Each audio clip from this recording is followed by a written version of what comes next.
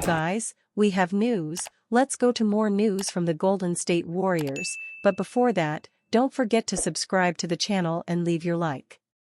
The Warriors are being linked to many players and some stars. The Warriors' clear needs are to have a player on the squad who brings the second score after Steve Kerr. Rumors: Warriors will negotiate with the Chicago Bulls and sign Zach LaVine. Amid the holiday season, the Golden State Warriors desperately need a gift. That present doesn't require wrapping, but it needs to be express delivered in light of the Warriors' 7th seed placement in the Western Conference.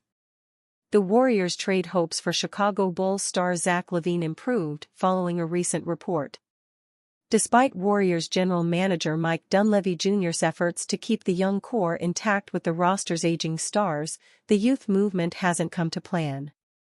Instead of doubling down by ignoring such a stalemate in Jonathan Kuminga and Brandon Podziemski's career trajectory, Golden State's front office pivoted to trading for a veteran star to align with Stephen Curry's competitive timeline. However, the Denver Nuggets complicate the Warriors' possible pursuit of LaVine. Although the Nuggets lack the draft assets that the Warriors can offer the Bulls, they have a young player who can also help match LaVine's $43 million annual salary for the 2024-25 season. The arm's-length race for the two-time NBA All-Star recently hit a snag for the Nuggets. Chicago Sports Network's Casey Johnson recently reported that the Bulls have shown no interest in taking Zeke Naji's contract in any talks surrounding Zach LaVine.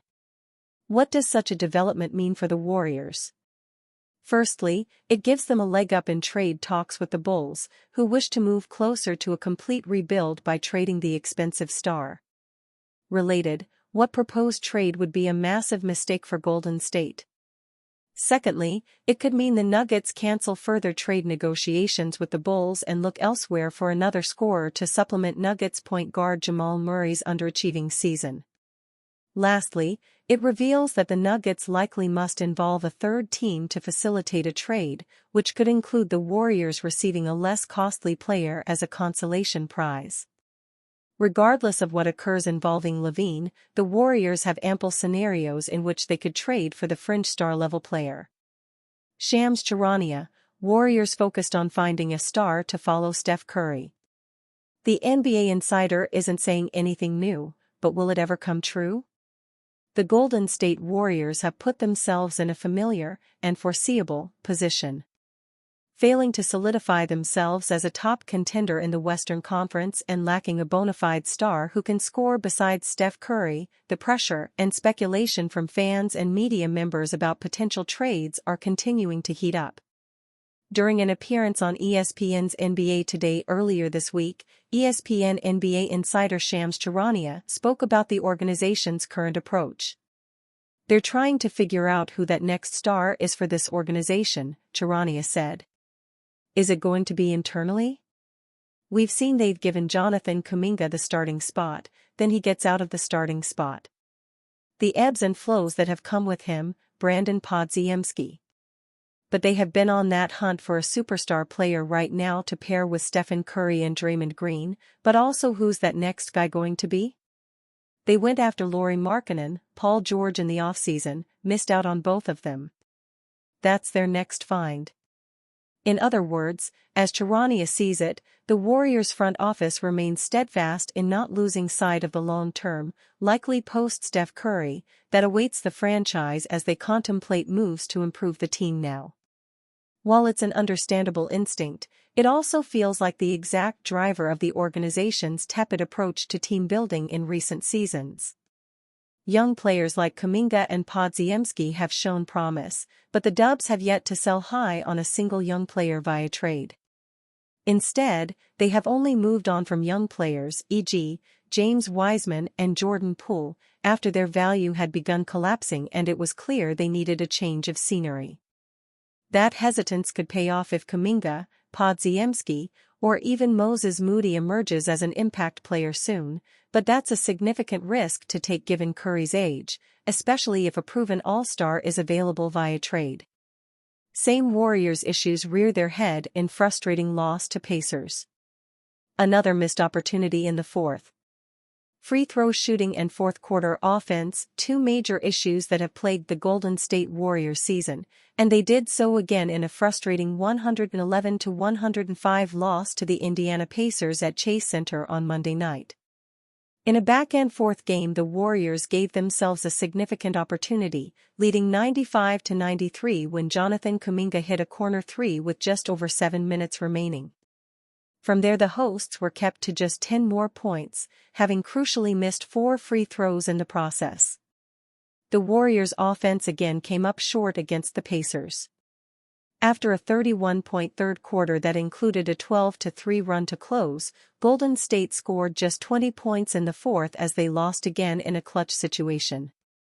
The Warriors would also look back at the end of the first half as a major turning point, having once led 47-36 before the Pacers closed the second on a 25-8 run to take an 8-point lead of their own. In a time where his future continues to garner plenty of speculation, not helped by his own social media post on Sunday, Kuminga returned to form with a standout display that saw him finish with a game-high 26 points. The fourth-year forward played with aggression but under control, shooting 9 of 16 from the floor and 2 of 3 from three-point range, while also adding 8 rebounds and 4 assists in 30 minutes off the bench.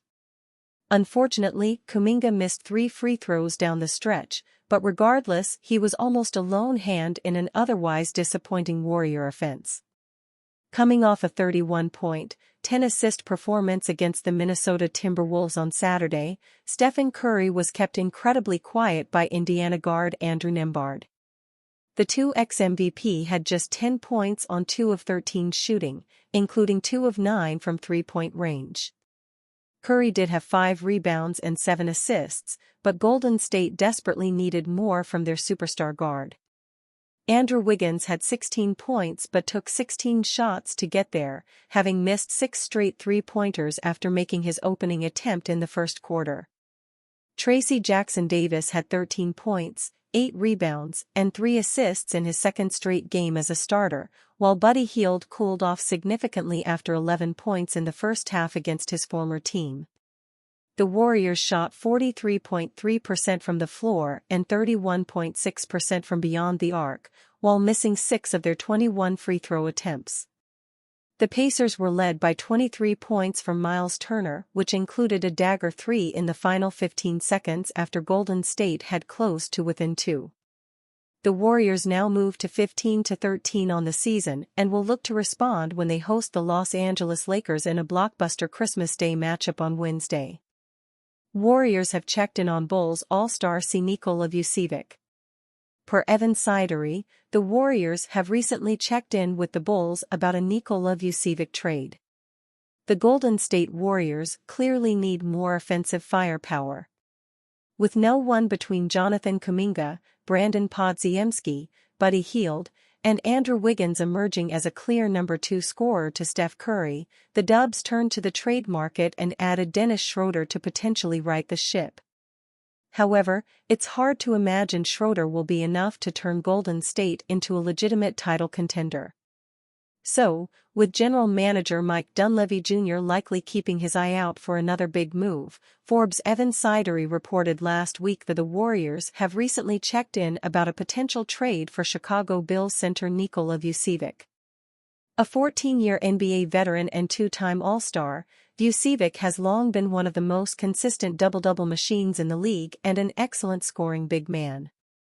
This season, despite turning 34 in October, Vucevic has averaged 20.7 points and 9.8 rebounds per game while shooting an incredibly efficient 63.8% from two-point range, 45.2% from three-point range, on 135 attempts, and 85.3% from the free throw line.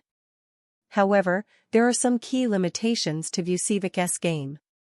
Even in his younger years, Vucevic was never an excellent rim protector, and with a more throwback game, there are reasonable concerns his plodding athleticism could lead him to get forced off the court in certain postseason matchups. Then again, the Warriors should probably be more focused on securing a postseason position than worrying about any hypothetical semifinals matchup. The Warriors' current hard cap, due to their off-season decision to turn Klay Thompson's departure into a sign-and trade, would be another hurdle to a trade. However, Vucevic is in the second year of a reasonable 3-year, $60 million contract. With a salary of exactly $20 million this season, the Dubs could potentially package a couple veteran role players, like Kyle Anderson and Gary Payton II, with picks and Lindy Waters to match salary, although they would have to make a separate salary dump move to fill the rest of their roster under the hard cap. It would be easier to make the money side of a trade work if the Warriors were willing to part with Kuminga or Podziemski, but barring the Bulls adding some valuable draft capital of their own, it seems impossible to envision that happening.